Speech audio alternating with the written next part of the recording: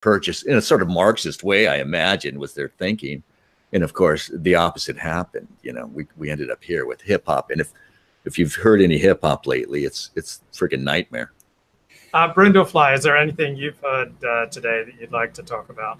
Yeah, actually, the reason I came on, and I know it's probably a half hour ago that the panel was taking a poop on Richard Spencer, and I just found it rich that Matt Forney, a man who's written a book about how to bang Filipina prostitutes for free, is going to criticize Spencer as some sort of Lothario.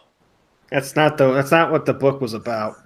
And I'm not criticizing him for being a Lothario. I'm criticizing him for being treacherous to his friends and his allies.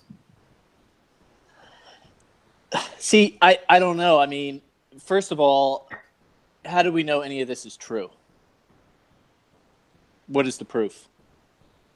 Has Greg Conti come out and said that he did it?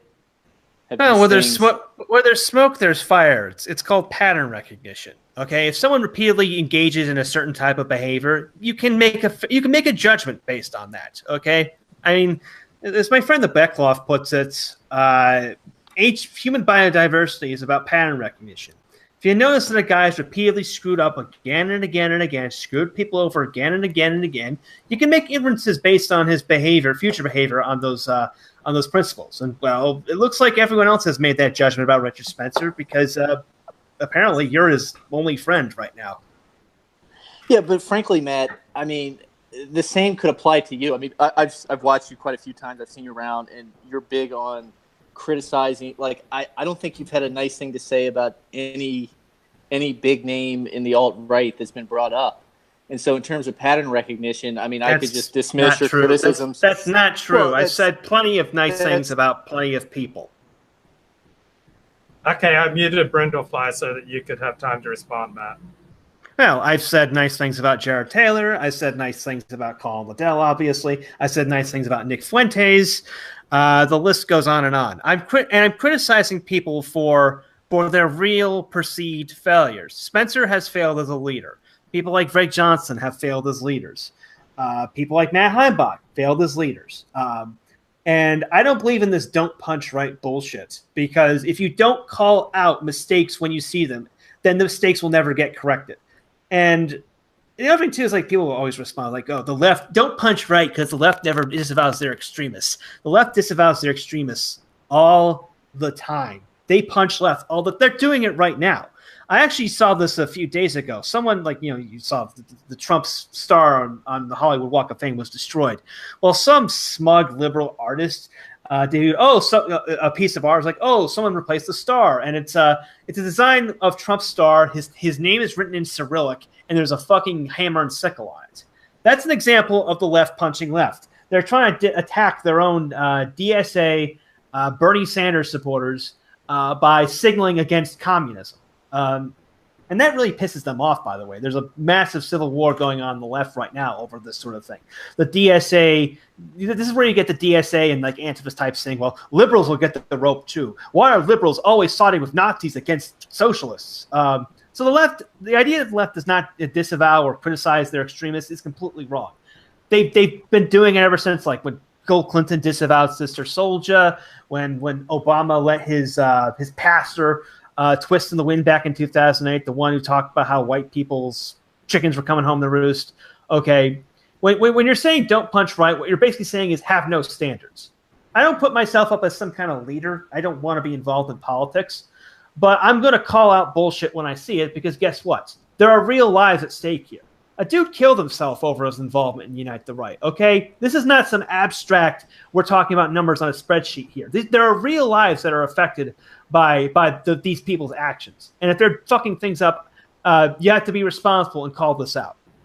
Brundle, if Richard Spencer had sex with your girlfriend and you just like walked in on it and it was a threesome and it was going on there, would you consider it a compliment? Would you say, hey, he's doing this for the white race, or would you get upset? I mean, I would handle my business. And I mean, so in some ways, like the fact that the people of whom Richard is accused of sleeping with their girlfriends, like haven't whooped his ass, speaks more of them than it does of Richard. So I don't know. I mean, the fact that the people people who are sleeping with their girlfriends haven't come out and denounced him or anything. I mean, it's kind of like, look, man, if you're going to let me sleep with your girlfriend, I'll do it. I mean, who's at fault here? And on top of it, like, okay, so he sleeps with a journalist. Like, I don't know. I mean, I can use a woman and not give her pillow talk. I mean, if a woman wants to sleep with me, I mean, sure. Why not? So if Richard Spencer had an ongoing relationship with someone like a left-wing writer like Julie Yoffe, would you consider that bad for the alt-right, that he would be sleeping with the enemy? Or would you consider that good for the alt-right, or would you consider that indifferent? I mean, I wouldn't consider it that big of a deal. I mean, for example, like, so Trump bangs Stormy Daniels. Like, does that affect my ability? Like, does that make me think he's not going to appoint judges that are, might overturn Roe v. Wade because he's, trying to make his base happy? No, I don't think there's a connection. And I just think, the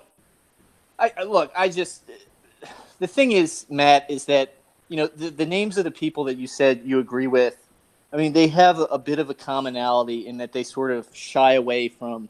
I mean, they might not even be able to be considered alt-right because they're sort of they don't really address the JQ, which is not that important on my list, but it seems to be a commonality, and so it strikes me that maybe like there's more of an agenda there with your criticisms.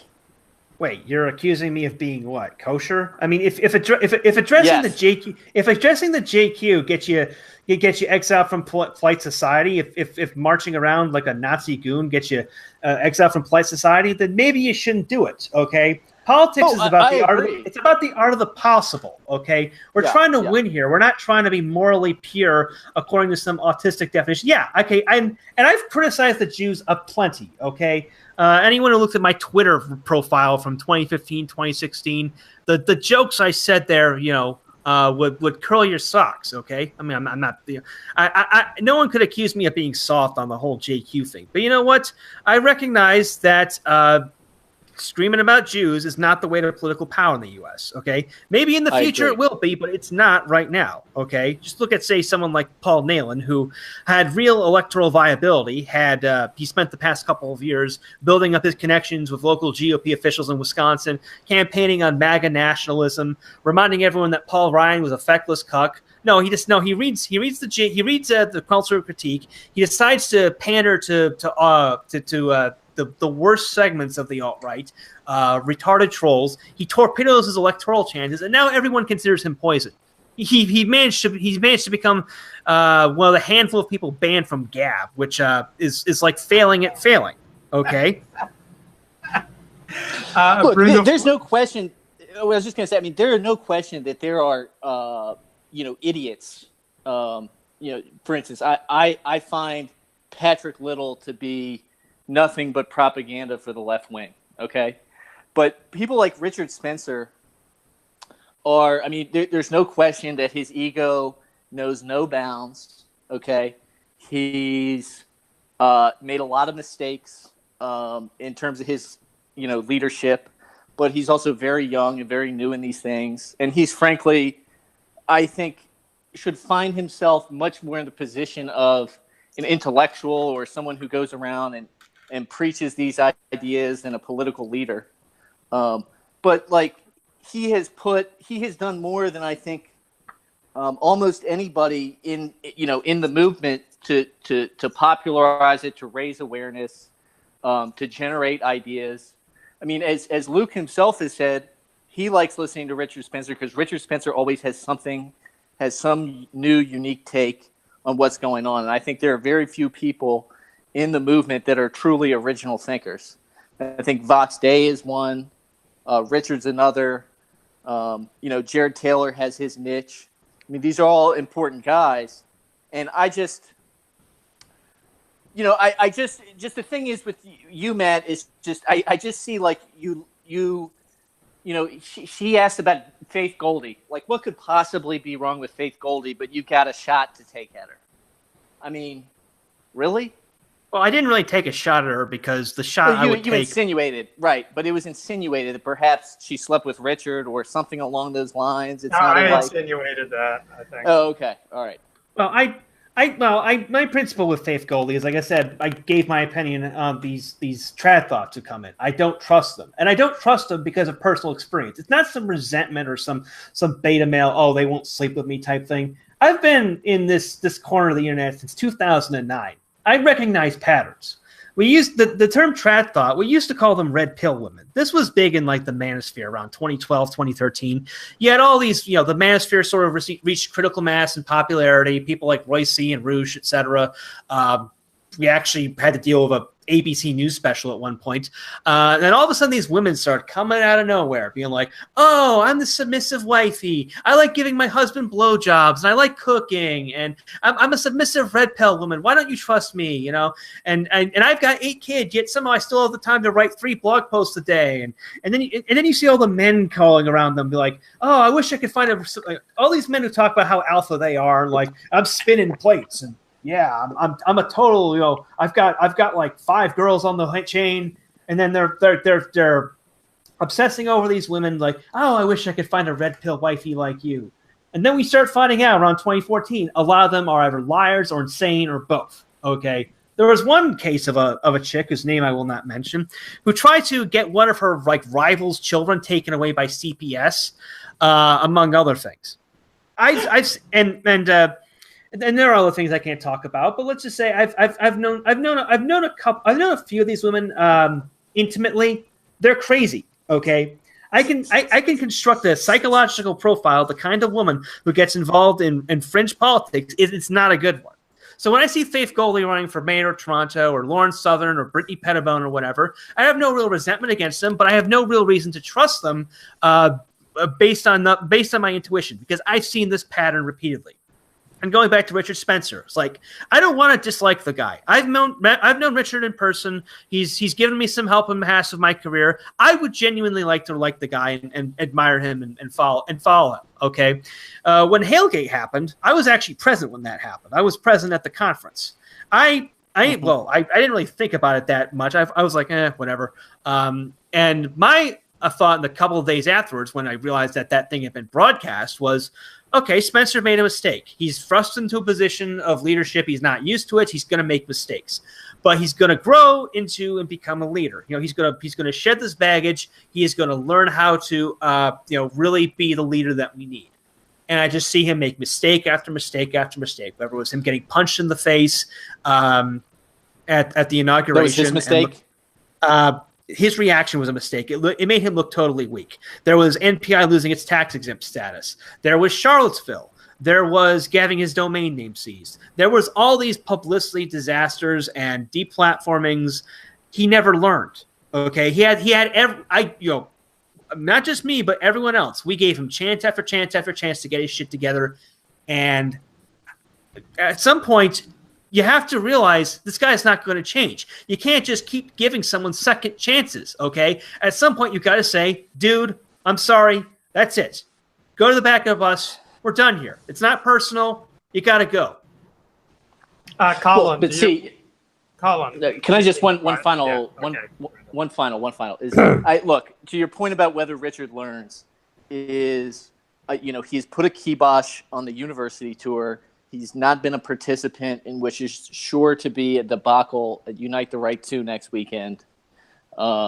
He's limited himself to doing the YouTube speaking circuit, which is, I think, exactly where he belongs. And so I think he has learned from some of his mistakes. Bruno, do you have a challenge or a question for Colin Liddell, or do you have an opinion on his poetry or anything? No, I made a joke. I really liked the poem, Colin. It was good. Thank you.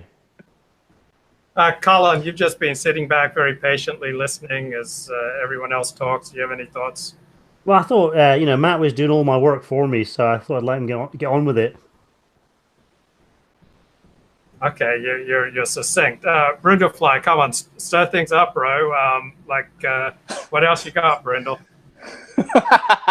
Not much. I think I was looking forward to hearing Dennis's report after surviving a gassing in Portland. We'll get to Dennis in a second, but Brindle, quickly, who's the better community organizer, Richard Spencer or Barack Obama? Barack Obama by far. I think he managed to become president, so I think it's self-evident who's been more successful. Dennis Dale, better community organizer, Richard Spencer or Barack Obama? I don't know if Barack Obama was better. He just had he joined in the army, the powers that be, and he was lifted along. Spencer's obviously a good spokesman who's trying to be a leader and an administrator. I just want to ask the anti-Spencer guys, what's the single worst thing he's done in your mind? Usually it's one problem with the guy, Was it sleeping with Greg Conte's girlfriend? I don't, this is hearsay gossip, frankly, and what about, shouldn't the story be Greg Conte assaults Richard Spencer? Shouldn't that be where the story starts? Like Brundle said, why aren't these guys doing something about it? They're just letting these stories languish out there in the media. Well, that's like asking why Jim Jones followers didn't do something about it. That's one of the worst things Spencer's ever Greg done. Conte has no agency. If he wants to be a cuck, welcome. But he's welcome to be a cuck. But the problem is people observe that kind of thing and they think he's nuts, and that Spencer's someone. Well, see, these entire things. I think Greg Conte's hands are tied at the moment because he's already up on charges for violent behavior. So if he went along to Richard Spencer and started beating the shit out of him, that could up his jail time. I'm not suggesting, I didn't mean to suggest that. Yeah, just go run and beat him up. But why Conte hasn't at least announced it publicly or something? Okay, Matt, please finish your thought. Matt Forney. That's probably the worst thing that Spencer has done. I'd say Charlottesville, really. Realistically, with stuff like Conte and whatnot, it is hearsay. I use those more as examples of like tiny little like turds on top of the shit Sunday, but like his involvement with his involvement with Charlottesville, and everyone who was involved with Charlottesville should just be ashamed of themselves. They went in and brought in a ton of people. They didn't research this Jason Kessler guy. They didn't, and to be fair, I didn't research him either. I wasn't involved in Unite the Right, thank God, but I had interviewed Kessler on my program before. They didn't research him. They didn't realize that he was completely unprepared to do something like this. And then they created a shitstorm that gave the big tech an excuse to deplatform people left and right, and ruined the lives of just about everyone who was involved in it some fashion. So it could have been possible to come back from something like Charlottesville, but I don't see anyone from that clusterfuck who really has, except maybe people who were tangentially involved, like Nick Fuentes. Colin, what's the single worst thing that Richard Spencer has done? Well, there's just so many bad things, one after another, that all kind of accumulate, and then it's very hard to say that this was the one thing that Spencer really did wrong, because he's done a lot of mistakes continuously. I think the problem was he allowed the alt-right first of all, he actually tried to close down the alt-right when it was actually a lot more interesting than it is now. Back in 2013, that was a pretty big mistake, and that allowed people like Andrew Anglin and the TRS people to come in and redefine the alt-right as this kind of stormer-tard, Nazi-tard, sort of 1990s white nationalism.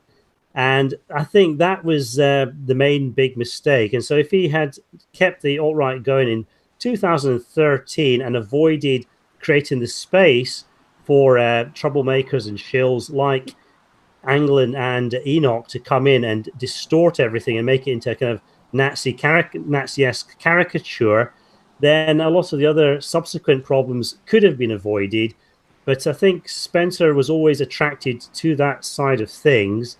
And you see that very much in the famous MPI conference, because people say, Spencer did nothing wrong. He just raised a glass, and some people on their own initiative just decided to do a couple of Sieg Heils. What's the big deal?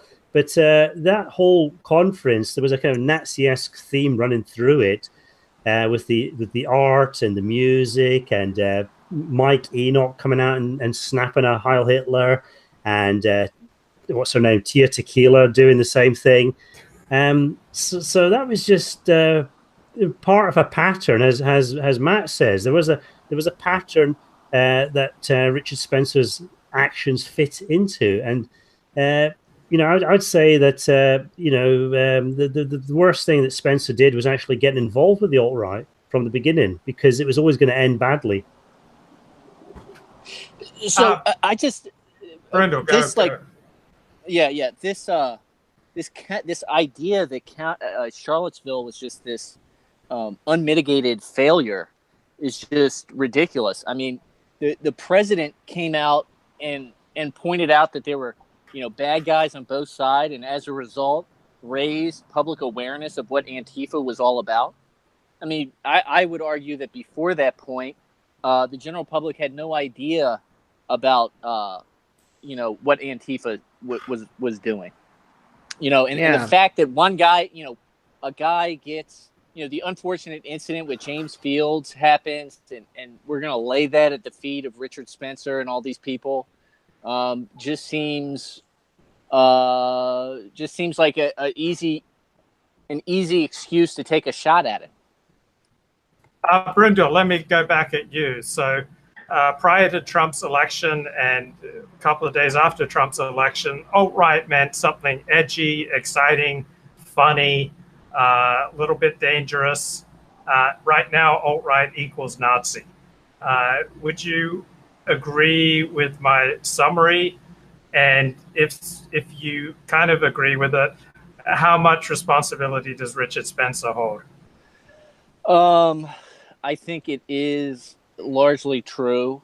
I think that that's a fair point. I think that Hailgate had a lot to do with that.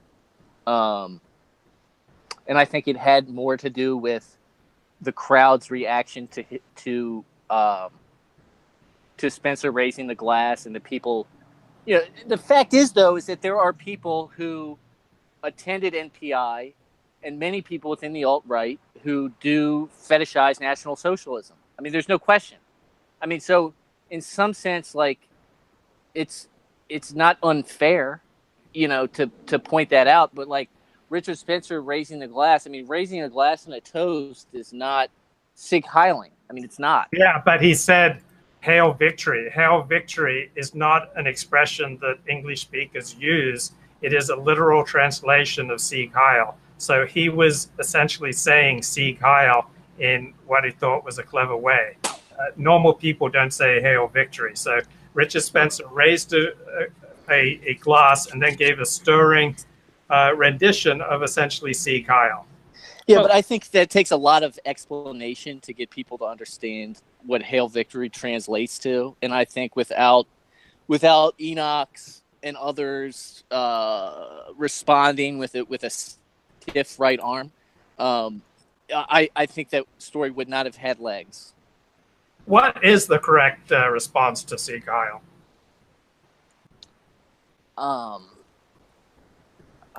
I guess to do it back. I don't know. To respond with your own Roman salute.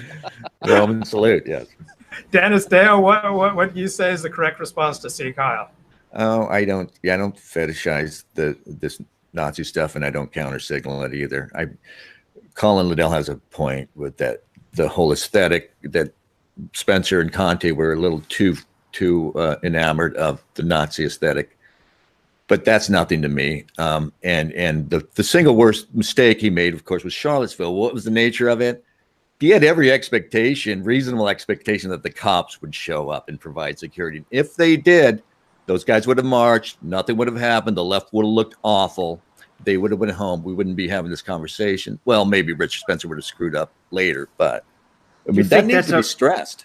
You think that's a reasonable expectation? I mean, all throughout 2016, we had seen Trump rallies being disrupted by Antifa and radical leftists in cities like Chicago. I was at the one in Chicago. I watched as the Chicago police stood by and did nothing while all these disruptors were allowed into the arena, and then they shut down the rally and nearly caused a full-scale riot. Charlottesville is a Democratic-run city and a Democratic-run state. The Democrats weren't playing fair before with Trump a presidential candidate, they sure as hell were not going to play fair with the alt-right. The fact that there were zero preparations for this. I mean, even when I tried to confront Kessler on this, he was like, well, we couldn't prepare for this. Yes, you could have prepared for this. You could have prepared for this by, I don't know, watching the news for the past couple of years. I mean, only now we're watching, finally, I think it was the case in San Jose or wherever, where the police stood down and allowed Antifa to just beat the shit out of Trump supporters at a rally. That case is finally being allowed to proceed. But it's only been a couple of years, okay? The realization here is that Charlottesville was completely, and Spencer tries to deflect blame onto Kessler. It's like, yeah, it's true that this was organized by Kessler, but a lot of people went there because of Richard Spencer or because of Christopher Cantwell or because of any of these other people. And the other thing too is, even if you're a leader, part of the principle of being a leader is that even if something is not specifically your fault, the buck stops with you. You got to own responsibility. What Spencer should have done after Charlottesville was been like, look, guys, we were inadequately repaired. I'm sorry about what happened. Instead, he was all like, you got to flee the city. And then he flees off to, well, I won't say it, but the dude, again, he's had every opportunity to nut up and show the leadership that he needs to show. He's failed to do this repeatedly, and that's why he finds himself without allies, without influence, and even people like Arctos are backing away from him. Yeah, but the thing is, like, if you were to your point about bringing up the examples of 2015 and 2016, the street, is every single one of those incidents sort of was a net positive for the right wing, at least in terms of perception. It was leftists committing violence against the right. So even if there was an expectation of violence in Charlottesville, all prior experience would point to that this would be, we would go there and everybody would see Antifa. And the cops letting Antifa take a shot at these guys who are just trying to demonstrate. If it wasn't for what happened with James Fields, the narrative, I think, would have been completely different. Dude, seriously. Like, and did he drive the car for James Fields? You're talking about people who got maimed, doxxed, their lives ruined, and in one case, a guy who committed suicide. And you're like, this is a net good. Do you even factor in the human cost of this? No. Like, there are real lives reactions. What happened by these events, and you're just talking about them like they're numbers on a spreadsheet. I'm sorry, man. I would say that the guy committing suicide. I mean, that's in the aftermath of something that's so universally reviled, in some ways, or much more reviled than prior. He had been driven to suicide if Charlottesville had gone down like some of the Berkeley events? I don't think so.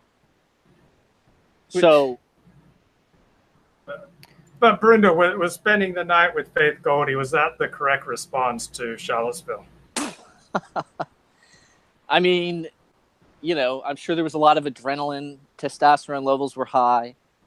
I mean, whatever he wants to do. I mean, that to me is immaterial. It's not that relevant. Of course, you're right.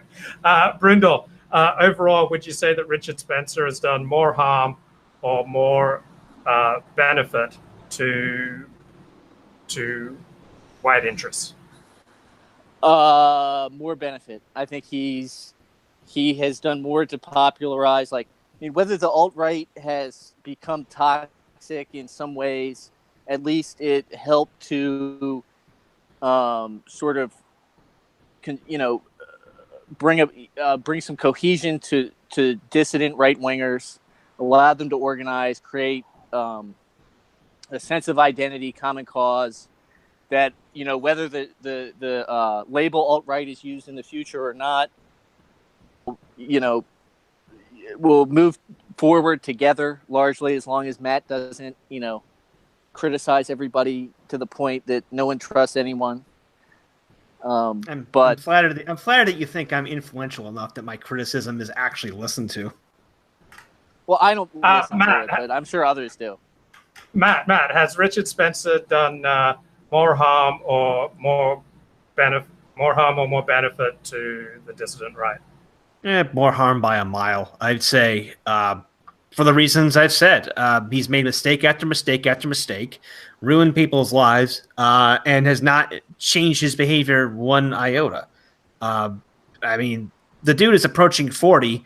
He's at the stage in life where you don't really change. Like I said, with Hailgate, which my thought there was like he made a mistake. He'll grow out of it. But he kept making these major mistakes, these major PR blunders. And the other thing, too, is like Spencer, I mean, I knew him for a long while, but I never really paid much attention to his podcast or stuff just because like I always thought his value was like as an organizer and as an event planner, not necessarily as a thinker. I don't mean that as an insult because like people have their roles, okay? But I was listening to like a highlight reel the other day of like some liberal was like putting over like 5 things that show what Richard Spencer really believes. The dude is completely incoherent if you actually listen to him long enough. He has no center, and his approach to ideology is the same as everything else. He's a dilettante. He bounces from idea to idea without really thinking about it, without really considering the broader implications of it. That's why he's constantly offering up boners like, oh, we're going to commit peaceful ethnic cleansing, and we're going to recreate a neo-Roman empire, and the infamous pedophilia stuff he did with the podcast earlier this year. It's because the dude simply doesn't think, okay? I think he thinks out loud. Yeah, I think he thinks out loud. I think that's a great point. That's a great point. Dennis Dale, Richard Spencer, has he done more good or more harm for the alternative right? I don't know. Who am I to say? Maybe more good. If he's been out there a long time, he was out there slugging away before there was the so-called alt-right, before Trump, before we could talk about things. In his clumsy way, he's moved the Overton window. I mean, because I think the things he's done wrong are not going to have lasting damage because the fundamental issues remain and the fundamental crisis remains. And it's way bigger than Richard Spencer or any of us.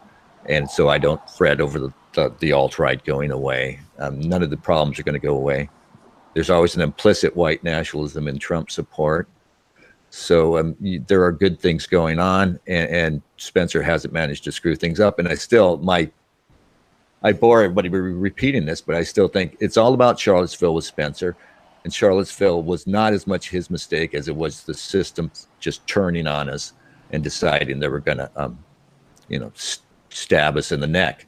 And they did pretty well. They were pretty successful in what they set out to do. They took away the protection, let the riot happen, and it made the right look really awful. But I think in the end run, it's like that Chinese leader when Kissinger asked the Chinese leader about the French Revolution. What do you think of it? He said it's too early to tell. Well, it's too early to tell. Got it. Colin Liddell, has Richard Spencer done more harm or more benefit to the alternative right? Well, I think I divide my answer into 2 periods. I'd say from 2010 to 2013, he was doing a lot of good. But then after 2013, the balance is clearly in the negative. I think Spencer. It's very hard to get away from Spencer. He kind of hangs over the alt-right. He has he is the image of the alt-right, and now the alt-right has become a very negative thing, a constrictive thing. A handicap for nationalists, for identitarians, for people who want to represent white interests. And, this was something that was a long time in the making. Now, I think Dennis was talking about how the establishment decided to act against the alt-right, and the establishment had a lot of power.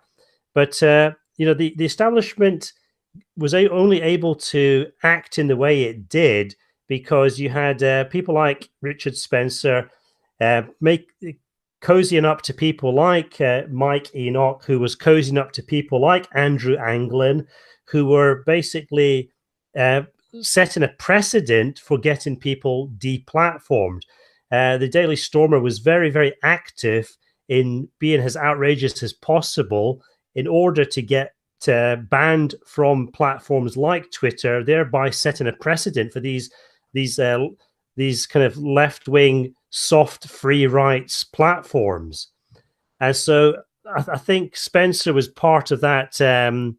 Unwittingly, he became part of that precedent-setting behavior by people on the alt-right, which allowed so many people in the alt-right to be doxxed, to lose jobs, to lose income, to be deplatformed.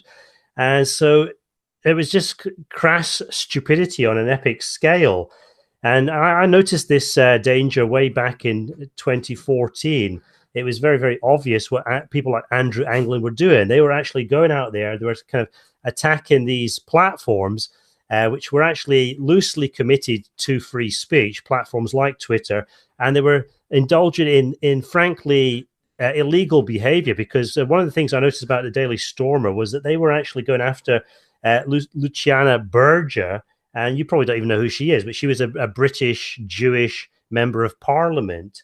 And why were these people who are in America, who know, or probably, most American white nationalists know fuck all about British politics. And you suddenly had Andrew Anglin popping up, and he had this very, very detailed information about what's going on in Britain, about groups like National Action.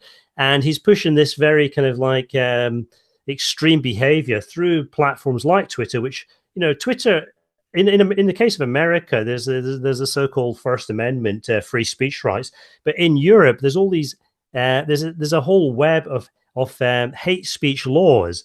And so the calculation, quite obviously, by people like Anglin was that we go into Europe, we attack people in Europe, and we then make platforms like Twitter so nervous that they're forced to deplatform and shut down people, therefore setting a precedent. And that was what the Daily Stormer was doing. People like TRS then jumped on board for whatever reasons, whether they were shills or just idiots. And Richard Spencer thought, oh, that's where all the cool kids are going. I want a piece of that fucking action. And so he jumped on board that too. And that created the situation, combined with Charlottesville, where somebody finally got killed. It's actually surprising that more people weren't killed, considering the kind of people who were going there and the kind of weapons that people had in their pockets. A lot more people could have been killed. And so the alt-right was sort of drawn into supporting very, very virulent hate speech on the internet that clashed with laws in a lot of the countries in which Twitter and Facebook and these other social media and YouTube, these other platforms operated in, and then combining that with actual people getting killed, which was a kind of an inevitability given the kind of people that were clubbing together. And so, I mean, I'm not against people doing something like Charlottesville, staging a march demanding that statues should not be destroyed or dismantled. But you've got to set it up so that it's watertight, so that there's no room for these kind of accidents to happen or for you to be blamed. So before Charlottesville, you should be explicitly disavowing any kind of violence. You should be telling your supporters not to bring weapons, even. And even if that sets people up for attacks by Antifa and results in injuries, that's what you have to do. You have to take the moral high ground, because you've got the whole media establishment against you. And so Spencer was completely naive about that, and he just shows his low IQ. I mean, the thing that Spencer once said to Sargon of Akkad is, you're not as intelligent as you think you are. Well, those words perfectly apply to Spencer.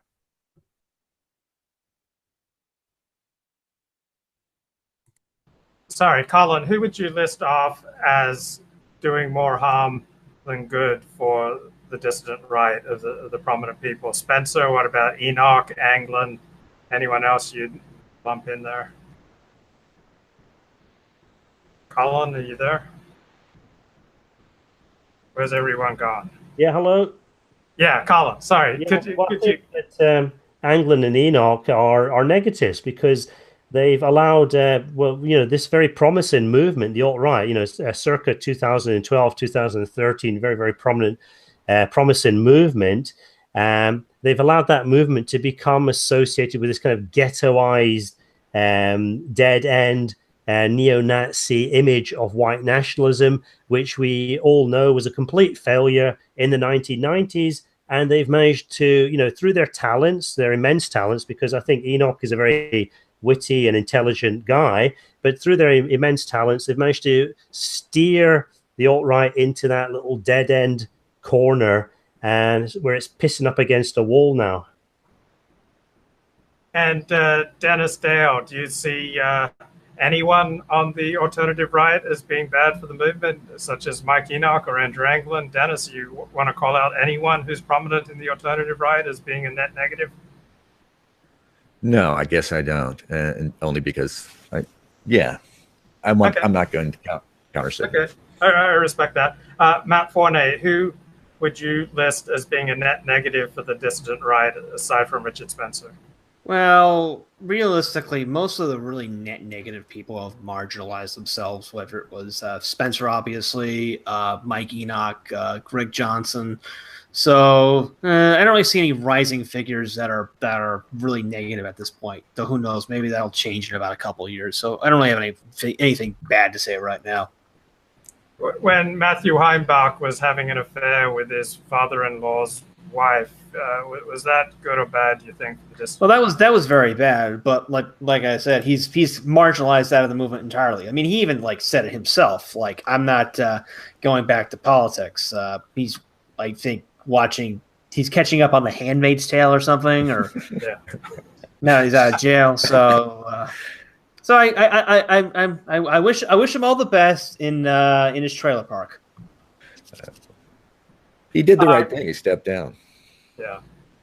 Colin, is there any exciting art, any exciting TV, any exciting movies, anything exciting you in the last few months that you could share with us? Exciting art and movies, and actually, probably plenty. I just haven't had time to sort of dredge through my memories of the last several months. I'm reading a book about whales at the moment. The country, not the animals. Okay.